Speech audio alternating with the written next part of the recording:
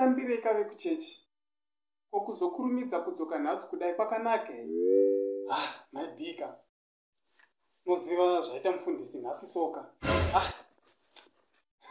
Anozvifarira mira nditange ndambomwa mvura. Vaiteiko mufundisi wacho motanga mamwira mvura kudai?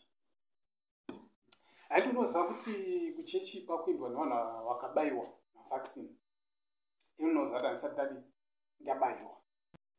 Kaka nharo dzinokunetsai baba P. Nharo moti isi takabayiwa tiri mapenzi. Takakuti paya hande tinobayiwa kati ina handibayiwi wati isi tiri kubayiwa tiri mapenzi manje. Chiona nhasi apa nemadira unoita chechi kuchechi kwakunzi hakuendwi nevanhu vasina kubayiwa. My B kutya kufa my B.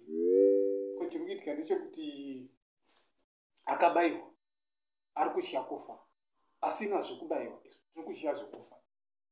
Saka zvinhu zvacho zvonetsa. Haiwawo baba B. Kurizena too much. Kurizena too much. Munotomboperwa nezvekutaura ini. Last Sunday makaenda futi kuchechi kwenyu ko nenharo dzenyu asi munyatsoziva kuti kodiwa vanhu vasina vakabayiwa. Imi munoramba muchingoenda. Unoona chii my B? Last Sunday paya zvazvakanakira kuti takadzoserwa hedu pagedhi tisati tapinda muchechi. Zvandozvo zvazvakanakira. Nhasi ndasarenda iyakai paitikeiko baba B? Paitikei marohwa nepolisi kai? Ko mufundisi vaita sei vamapinda muchichema kuti mufundisi my B mira ndigare padhuze ndikuudze chikiribidi chatatambwa namufundisi.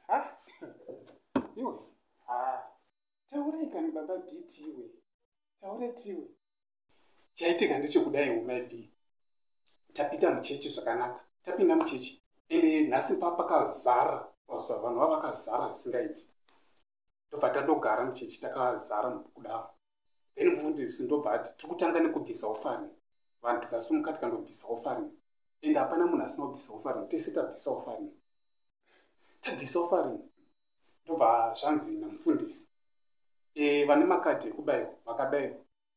Tichibudisai makadhi enyu tione vane makadhi vakabayiwa ndovari kudii ndovari kusara muchechi. Vasina kubayiwa moenda kumba.